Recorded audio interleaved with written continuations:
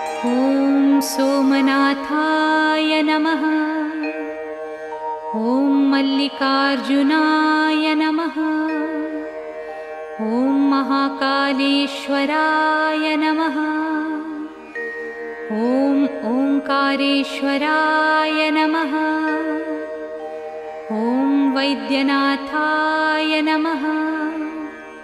ॐ भीमशंकराय नमः। ॐ रामेश्वराय नमः।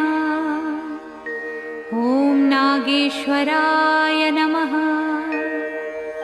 ॐ विश्वेश्वराय नमः। ॐ त्र्यंबकेश्वराय नमः।